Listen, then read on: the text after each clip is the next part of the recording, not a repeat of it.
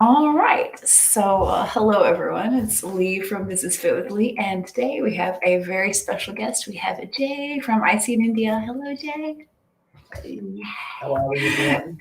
So, everyone, if you know me a little bit, you know I'm into like fitness modeling, but I'm also into competitions, and I really believe in natural bodybuilding, like no drugs. And Jay is just someone that really embodies that as president of ICN India. So, everyone, this is his Insta. You can check it out there. Get updates from him. And I gave you the broad overview, but Jay, could you do a little self intro for everybody? Absolutely. Well, first off, Lee, thank you for having me on your channel. Absolute pleasure being here. So, guys, as Lee said, with a warm welcome, my name is Jay Acharya. I am the ICN India country president. A little bit about me. I'm a pro physique athlete, one of the first Indian descended pro physique athletes in Australia. Um, I'm sure a lot of you can probably tell that I am Indian descent, but you probably don't hear the Indian accent. So my origins are from New Zealand. I was born and raised in New Zealand, and then my parents shifted to Australia. And so that's where I've got a Oh, great cultural diversity between New Zealand, Australia, and of course India as well. And you combine them together, and that's kind of given me my passion for business, hustling, and of course sports and fitness, which Australia and New Zealand are quite well known for. So, as a background, I am a nutritionist, a sports nutritionist. So, I do coach the general population clients. I used to do comp prep coaching as well. But now, since I judge a lot of the Australian Queensland shows, I've backed off that. Now I just go for Gen Pop clients. In addition, I judge a lot of the ICN shows, especially here in Queensland, Australia, which is where I reside. I'm not in India, despite being the Indian president. Um, and then, of course, I compete as a pro athlete, and then I run ICN India as well. So that's within the ICN India scope. That's a few things. And then, of course, I like to call myself a fitness entrepreneur, which essentially entails, fitness businesses. I used to run my own gym.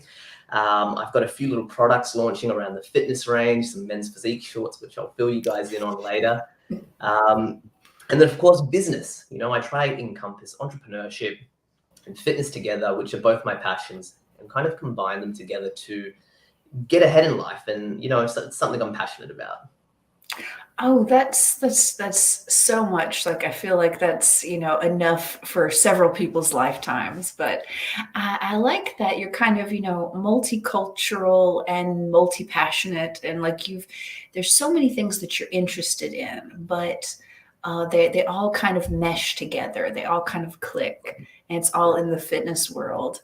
So that's one of the reasons I wanted to talk to you, because it's not just being the ICN India president or judging the events in Queensland. Like you've got so many connections to the Right. fitness that we all love. So I am glad to start this. Oh, we have a comment from Pallavi. So Pallavi is also from India. Well, let's see. Hello, Lee. Good to see you here. So good to see you too, Pallavi. Glad you're with us. And so that was your quick self intro, That and was. I wanted to ask you about like your fitness background, like back in the day. You've been doing all this stuff the last few years, but where did it start? Okay, cool. So I have to start this by saying health and fitness has always been a big part of my life, right? So especially growing up as a kid in New Zealand, and I might add as well, I am a vegetarian, right? So the reason I explain this as well soon is that growing up, I was always fit, especially in athletics, high jump, sprinting, um, badminton, soccer. Those were my four major points in New Zealand. Now, I was always told that as a vegetarian, I'll never be big, and have good muscle mass, Mm-mm-mm. especially take this back, 25 years ago. So veganism, vegetarianism, Hinduism, it wasn't as widely accepted as it is in today's day and age. Mm-mm. I'm sure you can attest that around the world, the whole vegetarian, vegan, gluten-free, dairy-free movement has really taken off and started to be Mm-mm-mm. adopted, right? And so back then, I was always into sports. So to answer the initial part of the question, what's your fitness background? I have had a very sporty and athletic background to start with. I've always been into athletics, always been into sports. Like I said, badminton, soccer, a little bit of cricket and rugby was there as well. And then tennis to get a couple of days off school as well was something that I would delve in. But nonetheless. So not much that you didn't do. No, I played a lot of sports. But, what always intrigued me, Lee, was having a great physique. And it probably comes back to my love of anime. And then I'll give a throwback to Dragon Ball, right? I love Dragon Ball Z. It's what got me into training. It's what got me into mindset. It's what got me into wanting a great physique. And then against not all the haters, but I would say the doubters who said, look, you might be sporty, you might be good at sports and health and fitness overall, but you'll never be a bodybuilder, so to speak, or you'll never physique like Goku, who's one of the characters in Dragon Ball. And that has always been a driving factor to me. That's really pushed me along from my childhood to someone who's in my early 30s that still watches Dragon Ball and still uses that as motivation to get into the gym and train and push hard. So yeah, and then essentially going through college, I kind of backed off the athletics, but kept going with my badminton in New Zealand. In our region, I qualified for that and then went into nationals as well as a part of the national badminton team in New Zealand. Cricket, I was always fairly good at. Soccer, I was quite good at. I played federation as well. So yeah, sports was always big. And then what I found was coming to Australia, I kind of stopped sports and I needed that outlet for fitness and health. And that's when the gym kind of got introduced to me when I was around 16, 17. Oh, nice. One of the things I like in Korea, because I'm an American, but I've lived in Korea for 9 years. Here, if you compete in bodybuilding, they have a word for it. They say sunsu, and sunsu is the word for athlete, like for the Olympics or baseball or cricket or anything. And I thought, oh, that sounds so good. Like I haven't competed in so long and I miss that. I miss a goal to work toward. I miss like the confines or the rules of a sport to work within. So I connect with that. I like what you said about that, that it's kind of bodybuilding or working on your physique can be a way to kind of get back into that sports world. Definitely. Also, do you know your Harry Potter house? Are you a Harry Potter fan? Okay. Yes, I am a Harry Potter fan. I would say Gryffindor, just with all those sports. The reason I gave that odd look just then was like, because I never thought about that. I was always like, when you just sprung that on me, I was like, No, you should think about it, though. Maybe Slytherin because of the ambition. It's there are quizzes for it, but I think in their heart everybody knows I'm a Slytherin. Yeah. I think I like Slytherin. I like the idea of Slytherin. It's cool, but I think Gryffindor maybe is where, especially following Dragon Ball, I think Goku is my favorite character, the main character. He would be a Gryffindor. And now you're making me want to watch Dragon Ball. I've really been into Attack on Titan lately. I've been watching everything, so I gotta go back. Okay, so I wanted to ask you, what is your most memorable story from your life in fitness? Like, this could be competing or coaching, just anything. Because I feel like you got stories. This is tough, Lee. You're confining me to one moment. Let's start with one and we'll move on. Let's start with one. I guess my main one would be probably the first time I competed in the ICN. It was actually INBA then at that stage. Oh, really? The split happened, right? And now we know it as ICN. But the most memorable moment for me in fitness would probably be competing that very first time. And I can still just envision it and see it. I went in as a first timer, and of course, again, something to prove, right? Always been into health and fitness, always very active, something to prove that, no, look, even as a vegetarian, it doesn't matter. As long as your nutrition's on point, the training's there and the dedication, the discipline's there, I can do this. And especially as a men's physique athlete, where we're looking at aesthetics and posing and presentation. So I went in, Lee, and it's the most memorable because that day I did first timers, I did novice, I did opens. Oh, you did open. Oh my Yep. gosh. And this was my first time ever on stage, right, competing. And essentially, I went into first timer and I won. I went into novice and I won. I went into open and I won. And then I got No. put in overall titles. So obviously the best physiques of the day with all the different height classes, they come together. And I remember Oh, I was up against someone called PT Josh, who was quite well known. The few previous weeks before, he'd gone and won overall titles in North Queensland. He'd gone to Sydney. He'd won his fitness pro card. And then he'd beaten my coach, funnily enough, as well the week before. And the week before, 2 weeks before. And anyhow, I remember going out there just before going out on stage. My coach just gave me a pat on the back. He said, Jay, you've done fantastic. Like, you've already killed it. You're already a winner. You know, you've made it to stage, but then you've also got the cherry on top. Whatever happens, mate. Just go out there and have fun. And I said, don't worry about it, boss. I got this. And I went out there. We posed. We got turned around a couple of times. We went into the muscularity poses, and I could just feel it. I felt good. I had that energy there. And before, I'll actually tell you this part after. And anyway, in the overall, as you know, they can only be one. We were all winners already, but there can only be one overall winner. And so we're waiting, and then we hear my number get called. And I remember looking into the crowd and seeing my mum and dad's faces.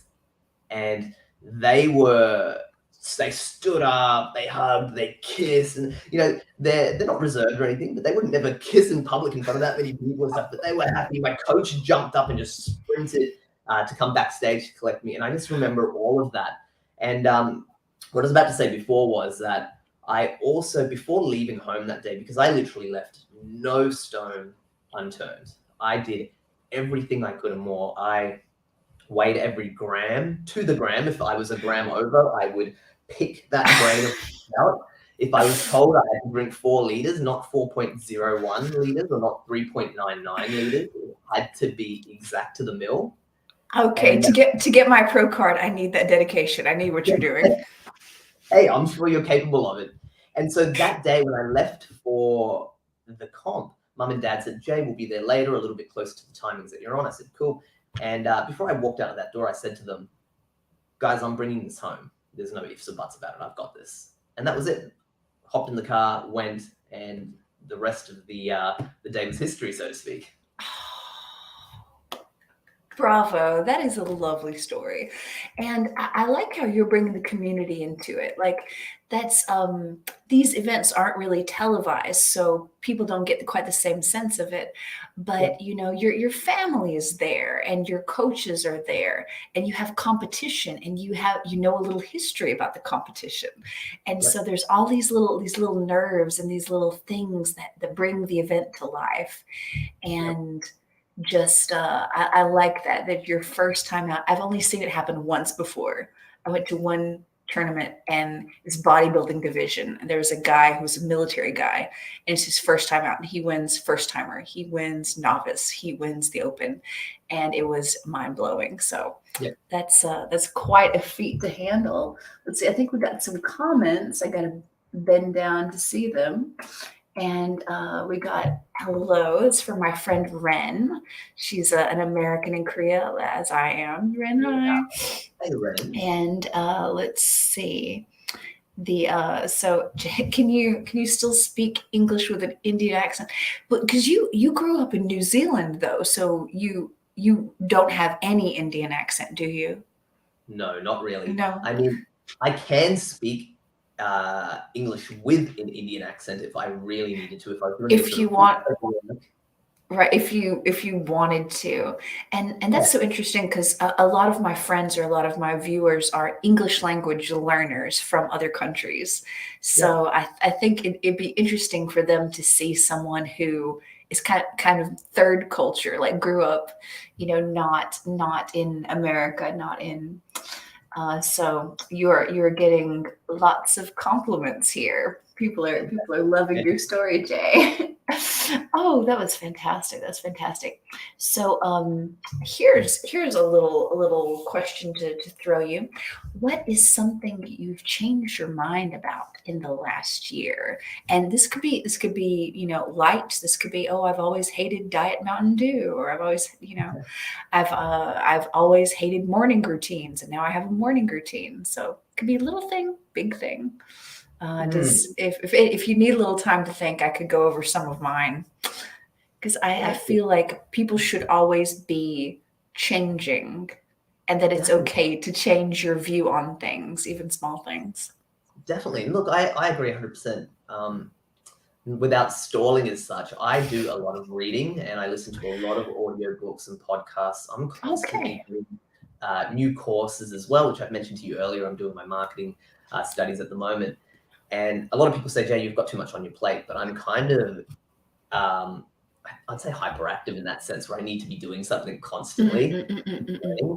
So what's something that I've changed my mind about in the past year? You know what? I'm going to actually go off on a limb here and say, I feel like marketing is very important for a multiple of Oh. things. I've changed my mind about marketing. So this is Mm-mm. what I'm going to touch base on. It works out like this for me is I used to think marketing as just a way to sell, and that's all I thought Mm-mm. marketing was.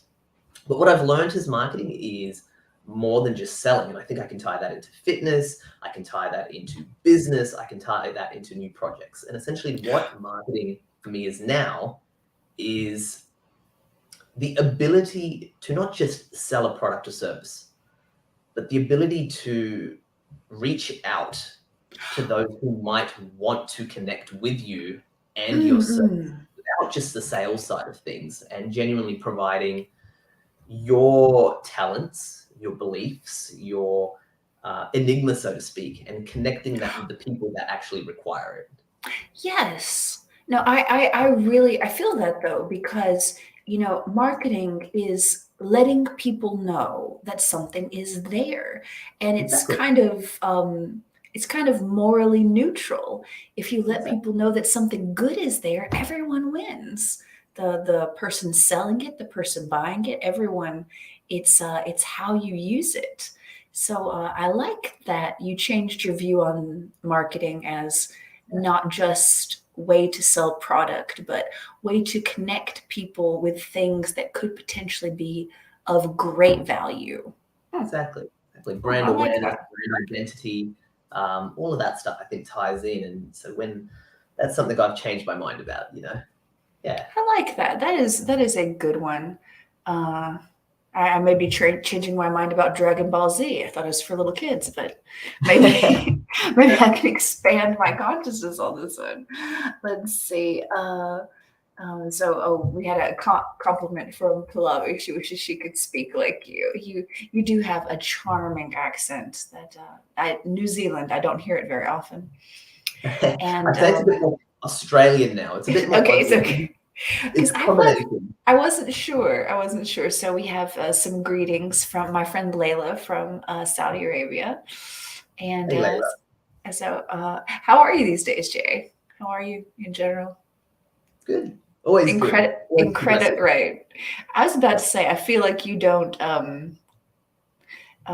vary too much. And so my friend Ren says she changed her mind about early morning workouts. I am proud of you, Ren. So my friend Ren is a single mom, and Okay. she does live workouts on Facebook. So I've been Right. so impressed by her dedication. Like she stays after it, man. Wow. So That's incredible. and yes. Oh, so Ren, I'm proud of you. I'm proud of you enjoying that. And so, what? Moving on from that one, what is your favorite exercise right now? Okay. As a workout person, what do you love right now? So a specific exercise or a specific muscle group are we talking? Give me both. Give you both? Start with muscle group and then give me an exercise. Cool. Right now, I'd say my favorite muscle group would have to be back. I'm, yeah, I'm enjoying working back right now. Mm-mm-mm.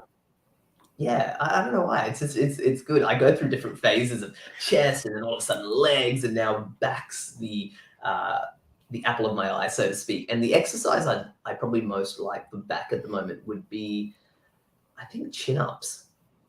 Okay, okay. Yeah, it The was lat pull downs and then rows, but I think chin-ups are great right now. I think people who aren't really into weight training or going to the gym, it's hard to convey sometimes that you just fall in love with like a certain area of your body. It's like, oh, shoulder workouts are the best thing in the universe, and then you Yeah, just do that. So okay, no, that's cool that it's back for now. And back yep, is one of the hardest things because it's not a mirror muscle. Um, exactly. and as a spin-off of that, what's your least favorite? What is Least just favorite. killing you lately? I would say I'm gonna actually go against the grain. Not saying Mhm, that all guys like biceps, but mhm. biceps and triceps, I would say right now are probably my least favorite. And that probably stems from a little bit of an injury I had in the last year, which Oh, I'm recovering okay. from, and I am fine Mhm. now. But before I used to think it was all about how big your biceps and triceps and your arms are. And yeah, I'm past that now. I'm a lot past that. So Mhm. I think right now they are my least favorite. I still enjoy getting a great arm pump and training hard, and of course making sure symmetry is there for all body parts, especially as Mhm. a physique athlete. But I just think the compound exercises, the three major muscle groups, your chest, your legs, and your back, they're they're fun to work out. They're grueling, and I like grueling. Exactly. They demand so much of you, but they also give so much back. So everyone, the compound movements, those are it's going to be squat and deadlift and bench press, Yep, and these are very difficult, but they're classic for a reason, and yep, they produce a lot of results. I absolutely. I think my current least favorite would be Bulgarian split squats, but everyone Oh, says that. nice. I know that the pain. So I also wanted to ask you, who is your fitness role model, if you have one, or is there a body goals person? Is there anyone you would still like to resemble, or is there anyone in the fitness industry that's just really inspired you? Great question. My fitness role model was, and I say was because he's unfortunately no longer around, is Greg Plitt. I'm not sure if you knew who that was. Oh no, no, I'm not familiar. So Greg Plitt was a actor and of course a fitness model. He was a business entrepreneur and I would say a fitness entrepreneur as well. So when I was kind of really starting to get into the nitty gritty of my training, this would have been in 2010, 2011, and then starting to progress into that 2012, 2013 mark, Greg Plitt was really starting to come up.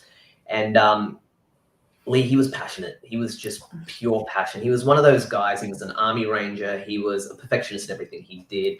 He went from the army. He got like a silver license for skydiving, which is you have to do 1,500 jumps. And Oh, he was just an adrenaline junkie, but a guy that was out there doing things. And he was so passionate. He would preach about if you wanted to get anywhere in your life, you just have to work for it. And not just I'm busy, but be productive. And every single day, you should have something working towards that productivity to get you to that end goal. And he would get so passionate that he would cry whilst he was talking. And he was just, you could just feel it. And that was motivating for me. And he was definitely my idol going forward. Great natural physique, a guy who was mentally very strong, knew exactly what he wanted to do. And in my eye, that's a success, right? He said he would do mm-mm. something and he would do it. And I think a lot of people in today's day and age think success means big house, lots of money, and a fancy Mhm. car. Whereas I would define success as what Earl Nightingale says, and this is piggybacking off his concept, which is a successful person is someone who says they're going to do something and they do it. This could be your barber, a guy who first said, "Look, I want to open up a barber for men. I want to be the best barber in town." He does that. That's a successful person, in my opinion. You know? Oh, and that's wonderful. The way you describe Greg Plitt, this person, that we love to see that. Like that is heroic. Someone Yeah, who does what they say they'll do and who is passionate. Like we look at that and we go, that's something to strive for. That's someone to emulate. definitely. And I think it has a domino effect that you can obviously you've let it affect you, where we see that example and we can also hopefully become an example to Definitely. others and just kind of keep spreading that. And I also feel that you hit on something. One of the great things about bodybuilding is that it's one path forward, it's one path toward excellence. That if you do what you say you're going to do in bodybuilding, if you eat this and you work out this way, then it spreads to other things too. Like this is not the only thing we do. It Yep. helps make you stronger and more resilient for the other parts of your life, for the other things you're going to go out and tackle in your life. Definitely. So Definitely. so we seem to have an explosion of comments. Let me try to get to them. So Nero says hello, hi. Hey, And Neuro. oh, David, hi, I haven't seen you in forever. Oh, so just they're also talking to each other. So that's cool. That's cool though. All right. So we had gone through a few things. We had gone through your fitness background and a memorable story. We could come back to more. But I was wondering, Hmm. what's the best advice you ever gotten? And this is a hard one because it does not have to be fitness related. It Yeah, could yeah. be, it could be, car repair advice, anything. Okay. Yeah, So does something come to mind as the best advice that you have ever personally received? definitely. Definitely. So Okay, okay. I say this has come from my dad, and dad has always told me to be productive, keep learning, keep progressing. But something that stuck with me, and especially now that I read so much, I listen to so many audiobooks, I do so many podcasts and listen to so many podcasts, Mm-mm-mm. is the thing that he said is application. Apply yourself. And we have this famous saying, knowledge is power. Whereas I only half believe that. I believe knowledge is power when it's applied. And essentially, what dad has always said to me is apply yourself. If you learn something, if you say you can do something, do it. Same as kind of relating back to what we said earlier about being successful. Success is someone who does what they say they're going to do. And in that same sense, I think if you apply yourself, application is definitely the best advice I've gotten. So if you want to be fit and healthy, it's not going to happen by just reading a book or hoping and wishing that it happens. You have to apply yourself. Your nutrition needs to be on point. Your training needs to be on point. Your recovery factors need to be good. You need to make sure that you're obviously, in a good mindset and you're connecting the physical, spiritual, and mental as well. And so application, I feel, is kind of the stamp, the final seal, so to speak. You can learn so much, you can know how things work, but until you apply yourself and actually do it, you're not going to see any results or any tangible results. There you go. And whenever we can, kind of shortening the gap between, knowledge received or information inputted and Yep, action taken. exactly. Because, you have to fail a little bit. You have to make some mistakes. So the quicker you move from thought to action, the more actions you can take, get the mistakes out of the way, and get on to the good things. Oh, man. Yep. All right, that is fantastic. So I'm going to bring up some photos that we have. So Excellent. everybody, Jay is multi-talented. He has done so many things. So could you tell us a little bit about these photos? What are you doing here? Definitely. So, in line with what we do, which is ICN India, I Compete Natural, our natural fitness modeling and bodybuilding in India, I take over and kind of run the emceeing as well. So, I am the show host and I absolutely love it. Yeah. It must be such a rush because for these events, for those that don't know, there's so many categories. There are categories for women, it's not all the same. There are categories for men, they're all different, and it takes all day. And someone has to be kind of moving things along, but also keeping things fun. Like you really have to be on the top of your game to make sure that everything's flowing smoothly and everyone's having a good time because it's a sports event. You Exactly. gotta enjoy it. Oh, I hope I get to see you host something at some point. And what about these? Can you tell us about these photos? Definitely. So both photos obviously are me on stage when I am stage ready. The photo on what I would assume is everyone's left with the red short is me doing Yes. men's physique pro debut, and this was in 2017, I believe, which was the last time I Oh. competed. So it's been quite some time since I've competed, and Mhm. this was at the Melbourne Fitness Expo, and it was dubbed the first ICN Pro show ever. And I obviously took part in that. And then the second one is the ICN North Queensland Championships, also known as the Tropics. And that was another fantastic event. That was 2017 as well. So the one on the right would have been maybe 8 or 9 weeks before the one on the left. Oh, okay, okay. So these are around about the same time, and Yes, everyone. So when Jay was competing, Jay was a physique athlete. Can you tell us a little bit about how physique is different from some of the other categories? yeah, Because definitely. there's more than one category for guys. Definitely. So how it works in the ranking system, so to speak, or how it was originally created was you had tiers where you'd kind of step up with the goal of an athlete starting out as, someone newer and then progressing. So you would start off in men's fitness, and then eventually go to men's physique, then go to men's bodybuilding. And that was meant to be the stepping stones. But what happened worldwide was that men's physique became more of the standout, standalone division, which I'm sure you can attest to, especially in Korea and Mhm, India mhm. and Asia, or even America. Men's physique is probably the most popular category there is. And I think it stems from the fact that it's kind of a modeling division, and you're stepping away from the Mhm. stigma of that word of bodybuilding. A lot of people nowadays don't want to be bodybuilders, they want to be models and fitness models. And so physique, essentially what we're looking at is just an aesthetic physique, beautiful V taper, nice capped delts, also known as nice wide shoulders, large Mhm. shoulders, and that beautiful V taper coming down.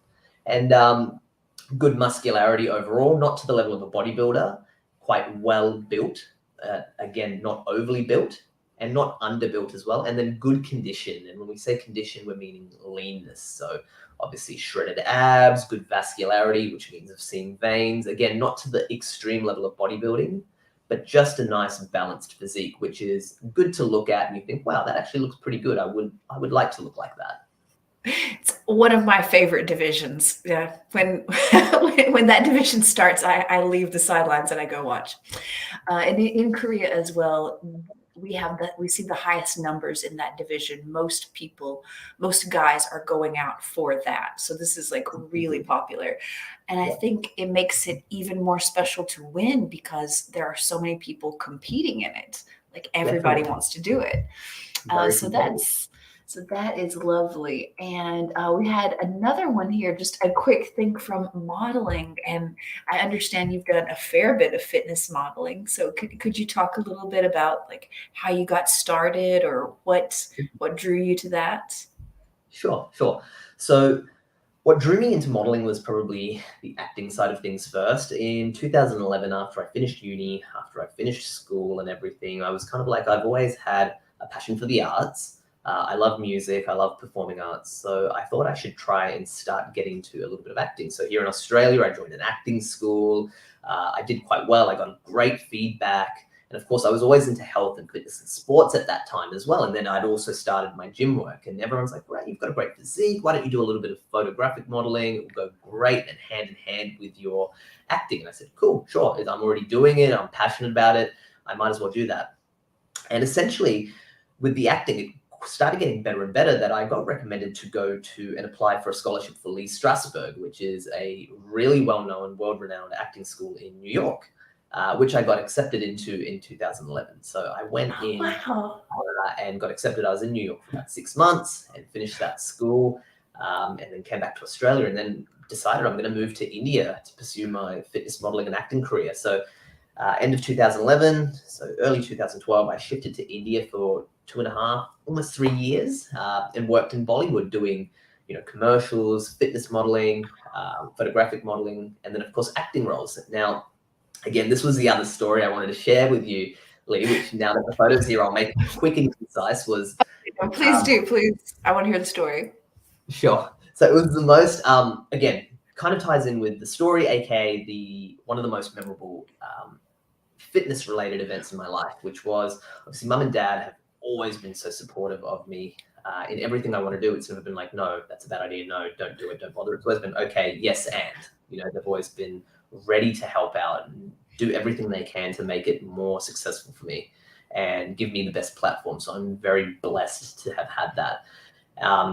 So with the acting and modeling side of things, mum and dad obviously have a very successful chain of restaurants here in Australia. So they have Indian restaurants and great expansion and everything.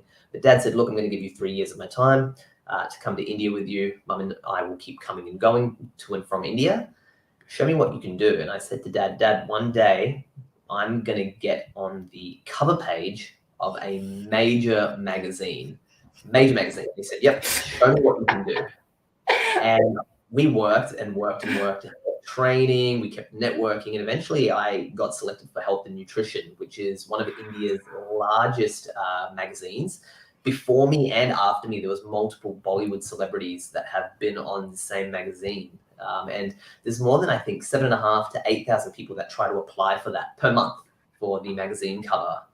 And so in 2014, I was able to attain that target. And I'll tell you what, Lee, walking down the streets of India and seeing your cover page there of a magazine at random news outlets and everything, it hits differently, so to speak, without taking any sort of, being vain or anything. It's just, it's very humbling. It's very humbling to know that you've put in the time, the application.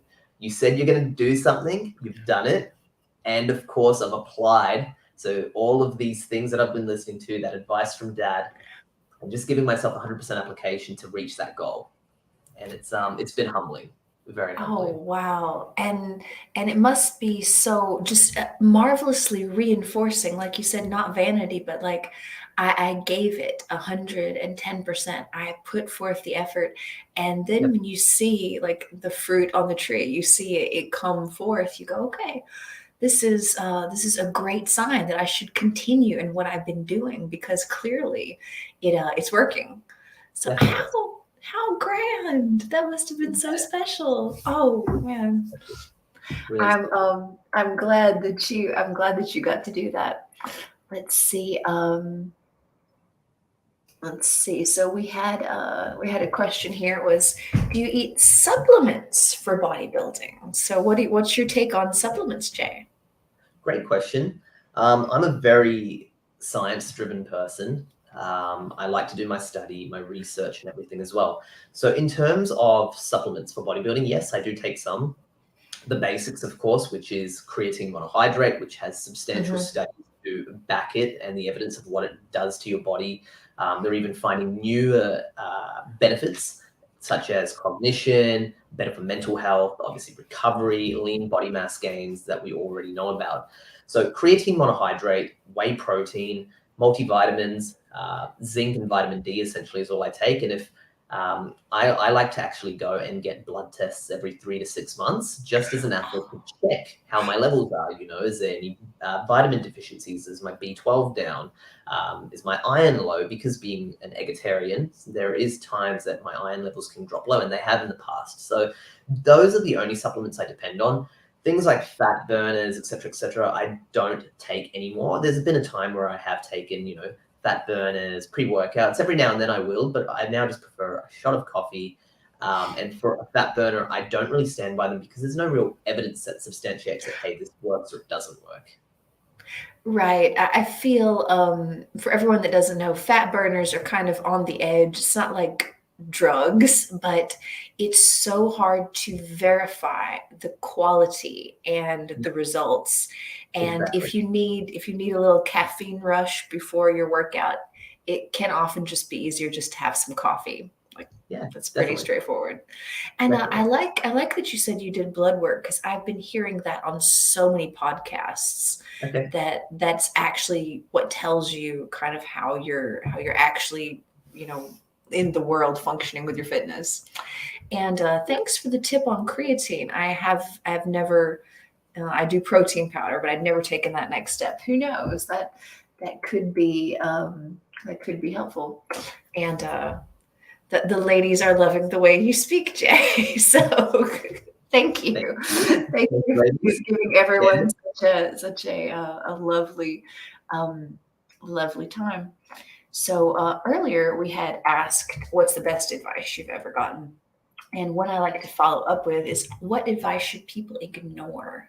Because there's so much advice floating around in the world, and we can, there's some things that can damage us if we take it in. So, what would you say is bad advice?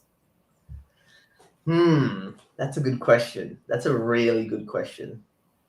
And you can have some time on that one, and it's possibly a skip one because I think one thing that had occurred to me recently was kind of do what makes you happy, because I feel like happiness is found in meaningfulness. A lot of times you need Yeah, to do something that doesn't make you happy, something that is difficult but meaningful, that will make you true. grow and help your family and help your community and help the world.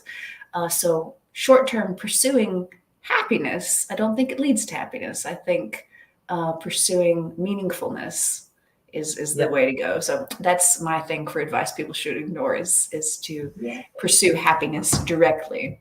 So Yep. anything come to mind? Yeah, I something did pop to mind actually. So thank you for that. You got my creative flow and the brain juice is kind of bubbling. What I would say advice that people should ignore would probably be a lot of people come out and you have optimists, you've got pessimists, you've got realists, right? And you hear a lot of people say, be realistic. And I would Mhm. say, ignore that. And the reason, let me justify why I said that. I'd say there's a certain degree of realism you should definitely have. Me saying that I'm going to get to the moon tomorrow by walking there, that's not going to happen, right? But that doesn't rule out that eventually, if I'm passionate enough and driven enough and I like space and I eventually want to get to the moon, that doesn't mean I'm never going to make it to the moon, right? It That's would right. kind of be similar to, I guess, me saying to dad, hey, dad, one day I'm going to be on a magazine cover. And him saying, look, Jay, you've got to be real. There's thousands, literally tens of thousands of people trying for this. Let's not quit our day job, right? And if I was to take the advice that he didn't give that, just saying if someone gave that type of advice, be real, you're not going to make it, you're not going to do this, you're never going to be big, right? Something which people told me when I was small, you're never going to have good muscle mass and have that bodybuilder or physique. If I would have listened to that and just been real, I wouldn't have gone out and tried pushing beyond my limits and really testing what I'm capable of and then rediscovering what I'm truly capable of. So that's what I Oh would say. no, The that advice, that's yeah, the advice that people should ignore would be if someone tells you be a realist, I'd take it with a grain of salt, so to speak. no, that is marvelous because so often what I find is people saying that they're being realistic. It's more of an excuse to be cynical, which Yes, means exactly. to not try. So, oh Yep, well, it won't turn out. yep, So, but by being unrealistic, you don't know what you could accomplish. And even if you can't actually run a marathon or you can't actually climb Mount Everest, you still don't know what you could do if you were exactly. giving it everything. Yep, And everything we see in the world right now was created by people's imaginations. The world is created by unreasonable people and exactly. It is. who mold reality to match what they were thinking of. Yep, So yeah, dream big, everybody. That's yep. that's a great one. Thank you for that, Jay. Um, this is a really a kind of a quirky one. This is another. I'm giving you all the hard ones. So, do you have any unusual habits, or is there some like silly thing that you just love? And again, could be object, could be food, some kind of ritual. I love to hear about these little things about people because that's kind of Oh, what for makes sure. up a personality. Definitely, definitely. Something unusual, hey? Or ridiculous that you absolutely love. Okay, so I like to be religiously strict with my nutrition, especially when I'm prepping and I've got goals that I'm chasing. So, for example, right now I'm doing a 12-week shred and I'm into week 9 and I'm doing fantastic, absolutely fantastic. I've been to the dot, as I said, with mils of water to the gram with everything. But something that I absolutely love is French fries. Right. That I is so love unexpected. Thank French you. fries. That is like my kryptonite. And Okay. Yeah, it's kryptonite. Not that I will give in and have them, but Mm-mm. when I'm ready, and when I say when I'm ready, once I finish my challenge, I won't go crazy, but I'll definitely be indulging in some French fries. So that's Okay. something that I absolutely love. In terms of food, you said food, so that kind of popped into my mind. What's something unusual or as well is, again, my Dragon Ball obsession. I am so Mm-mm. obsessed with Dragon Ball, and it might be a little bit unusual, but if I'm feeling a little bit low, lack of energy, I will sometimes switch on because I've got the whole collection of Dragon Ball. Oh, I will put on my most favorite episode or favorite moments, and then I will watch them, and they will get that motivation up high, and then that will get me doing what I need to do. Not that I struggle with gym, but if there's a day where I'm like, oh, I am tired, calories are low, what am I doing? Put on my favorite moment of Dragon Ball, and I am at the gym. oh.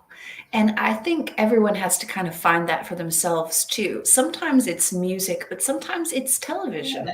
Whatever yeah, it is that gets you in just that happy, sweet zone. You're like, okay, I can do this. I can do this. yep, So we yep, we all have to experiment to find those things that make us just feel ready. But I yep. like the French fries thing too. That was amazing. So everyone, we've only got 5 more minutes. Let's be wrapping up. If you have more questions for Jay, please do ask. But oh, that's great. The fries, like we all know, like everybody that does fitness anything, you know that food that would take you down if you let Yep, it. yep. Um, and that's marvelous. Okay, and let's see. Here's another one. What's the biggest lesson you've learned in the last year? So that kind of connects to did you change your mind about anything? But I wonder, is there anything new that you learned that people could apply that came up recently for you?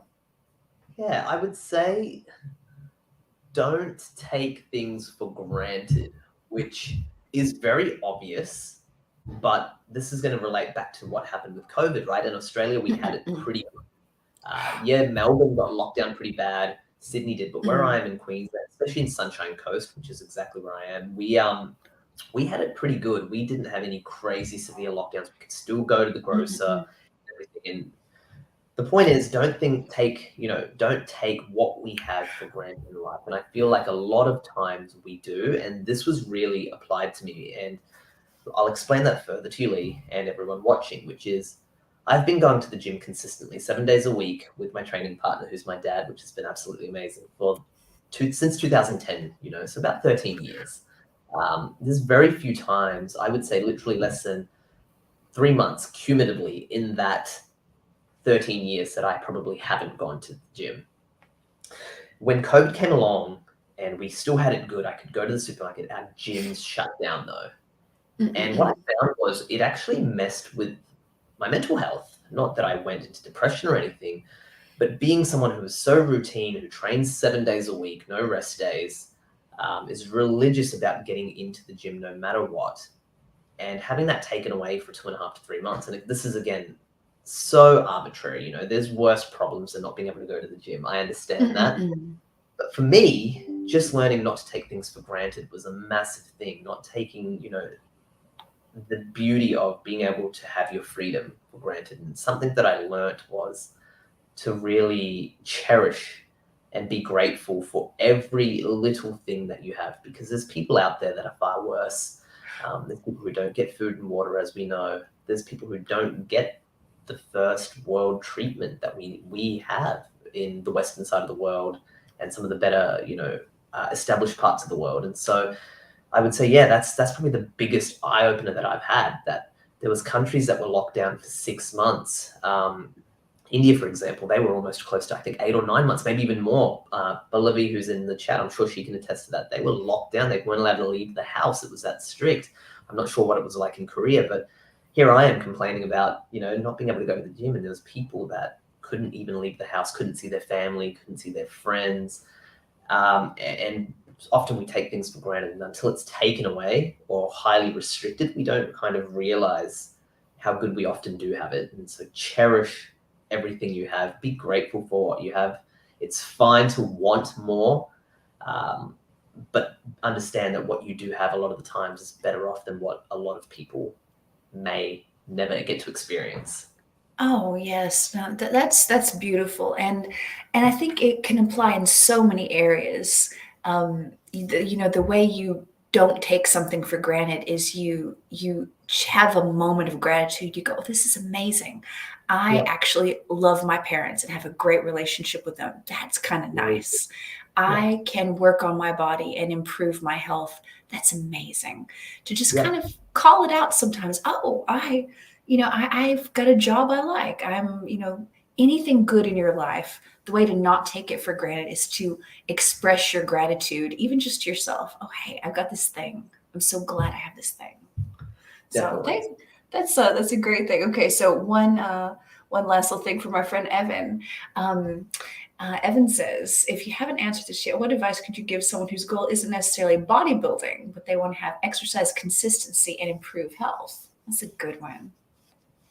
That is a good one. That's a really good one.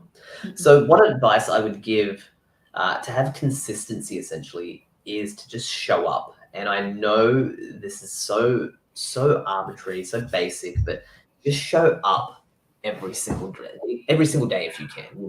If you set yourself a goal that I want to get to the gym, first write it down on paper or write it down in your phone notes, but have it there, and then just hold yourself accountable to it and tell yourself, look, I'm going to go in on Monday. I'm going to go in on Tuesday. I'm going to go in on Wednesday, Thursday, Friday, and then just do it, plain and simple. If something gets in the way, in the sense of obviously, there's an emergency, a family emergency, your health isn't good, you're very sick, that's a different story. But 9 times out of 10, what happens is, and I've found this through clients, I've found this through even myself, sometimes we're just feeling a lack of energy, a little bit lethargic, and we can't be bothered, we're a little bit tired, and we'll just go, I'll go tomorrow. And the thing with tomorrow is that tomorrow never comes, right? Hmm.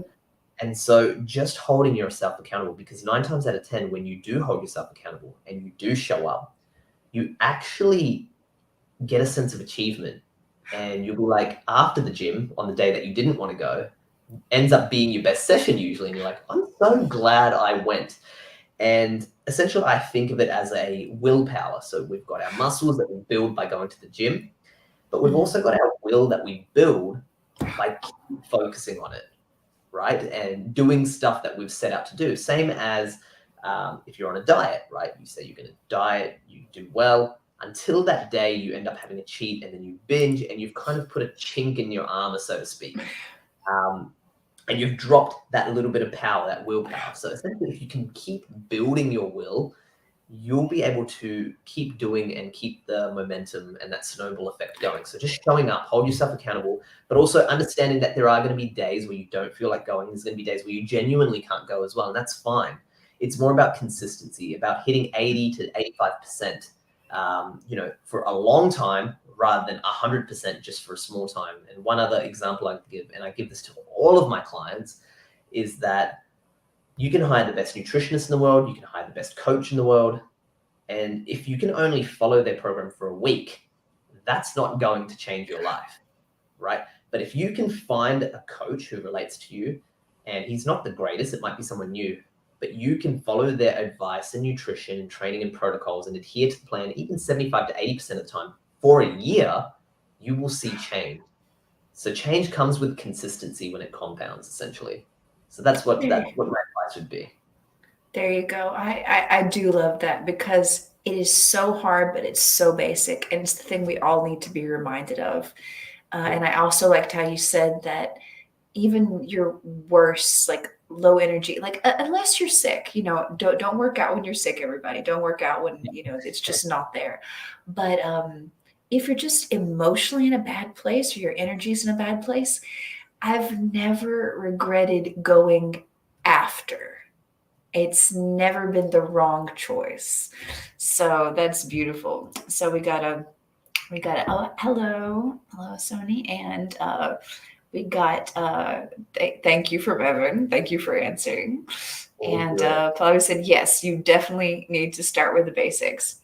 Yep. All right, everybody. So we are concluding here. We are wrapping up. We have had our amazing, fantastic guest, Jay. This feels like a misnomer because he's so much more than just the president of this bodybuilding organization.